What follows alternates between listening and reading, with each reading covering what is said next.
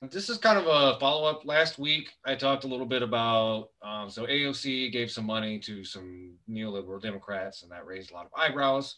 I did a little kind of an in-depth analysis on it. I know you had some kind of periphery stuff that you wanted to hit on, but a lot of it just kind of drills down into like, we're in this situation where Democrats control all three chambers of government, and we've got an expanded roster of progressive politicians, including the progressive caucus, but probably most apparent the quote unquote squad, and it's they haven't really been leveraging uh, their uh, their votes in a way that a lot of supporters or strategists would have liked to see. And I think maybe go in a little bit later on maybe reasons why and stuff. But I want to toss the floor to you so you can kind of expand on this a little bit for listeners at home.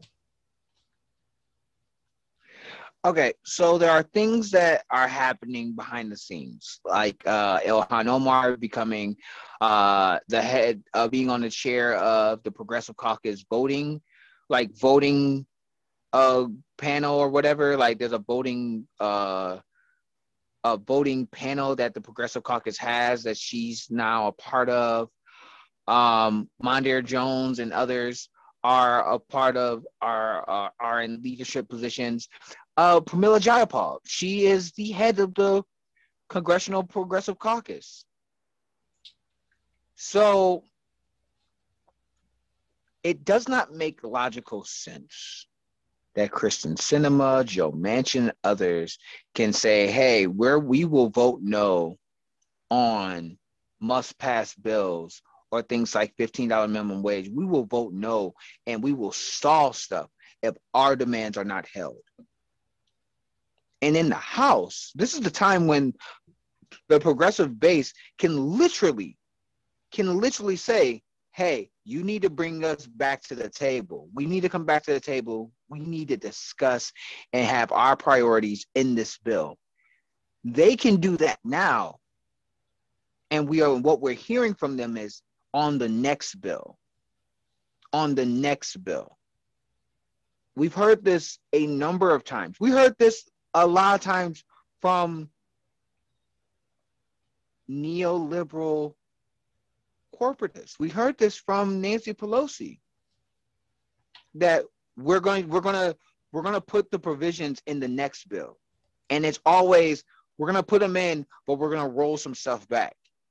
We're going to put them in. We're going to it went from we're going to get $2,000 checks to a one-time $2,000 recurring $2,000 checks to 1,400.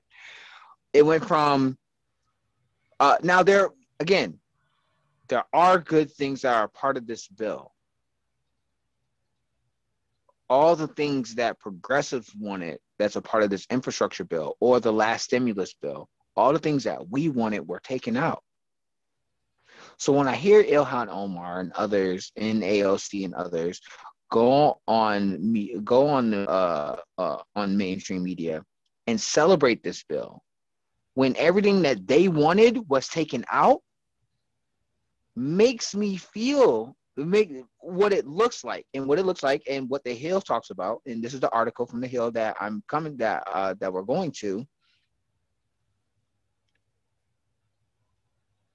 They're much more willing to work with what corporate Democrats want than fight for the positions that we sent them to do.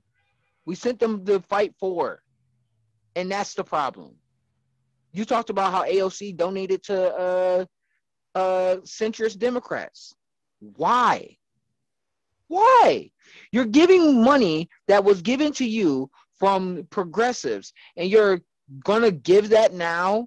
That's that money that you raised to Democrats who don't like your politics and don't like you personally, People blame you but you don't support for like the progressive. election not going as well as it could have, even though all the data says the opposite. But that's just another. Thank you. That's just it's so this is the thing.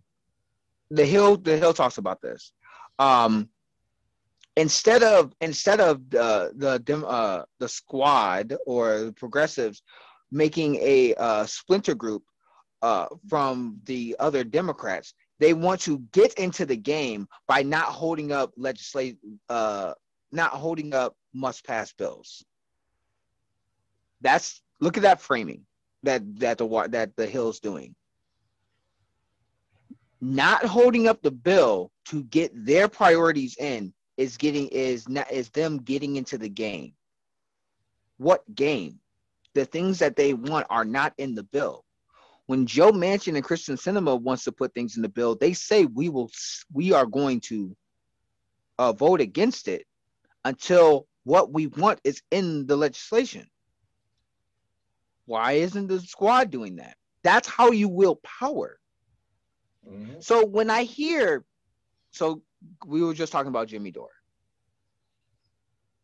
When I hear certain people criticize the squad or criticize progressives, there are certain things that they're saying that's 100% valid. And I will give you that. They are not willing to wield their political power to push our policies because the media will hate them, as we've already seen that the media will hate them, and they will be looked at as the bad guys. And they don't want to be looked at as the bad guys. And I think my big critique with that is, I think like it's kind of like almost like a sheepishness around, because look at, I think one of the things that is not talked about as much is Bernie was very strategic wielding his popularity at his public platform, especially after 2016, but even before that. And, the press, the media, they can run like 20 negative articles about him in such and such a time frame. It doesn't stick. And the thing is like, you talk about when the Washington Post did that? Yeah. The squad they are far above and beyond the most popular Democratic politicians who are currently elected.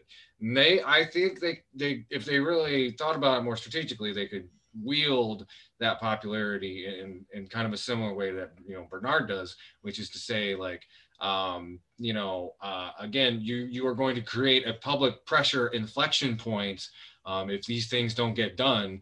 And especially when we're talking about these kitchen table issues, it's like, the general voting public, if you turn $15 an hour into an issue, the overwhelming swath of the public is going to start haranguing the two centrists until, the demands are met.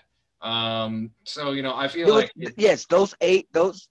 go ahead. I'm sorry. I'm just gonna say, like, yes, you definitely would get bad press, but I think they're underestimating their own popularity within like the general voting public. And I guess it can get kind of difficult. I mean, if you're surrounded by people who hate you all day, you're gonna have a little bit of a different perception. But making some of the moves that's currently made now demoralizes that very same base that gives you your popularity power. Facts. I mean, absolutely facts. It bothers me. What bothers me is that yes, the press is going to hate the squad. The press already hated the squad. So for them to be like, look, we're challenging power, they're not going to like us anyway. So we might as well, since we are the bad guys, we might as well roll into this framework. Because think about this.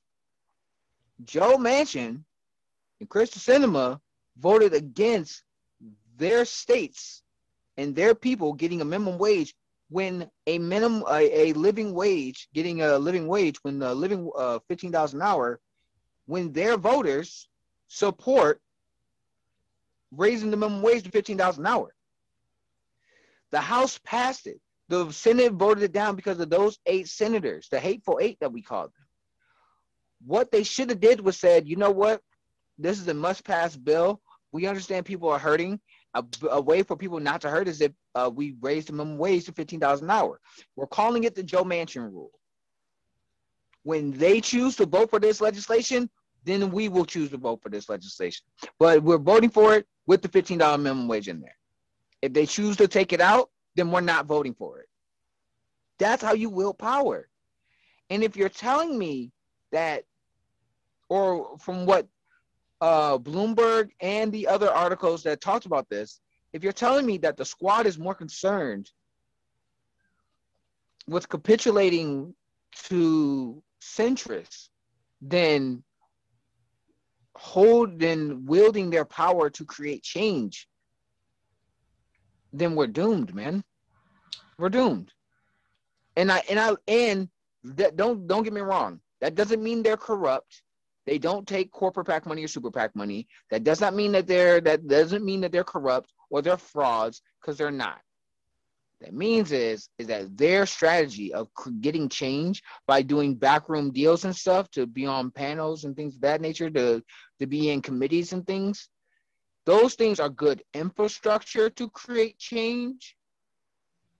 But there's also a much more direct way to create change. And they're not using the direct way. Their strategy is wrong. They're not bad people. They're not Kristen Sinema. They're not Nancy Pelosi. They're not corrupt. Their strategy is wrong. And that's what we're criticizing.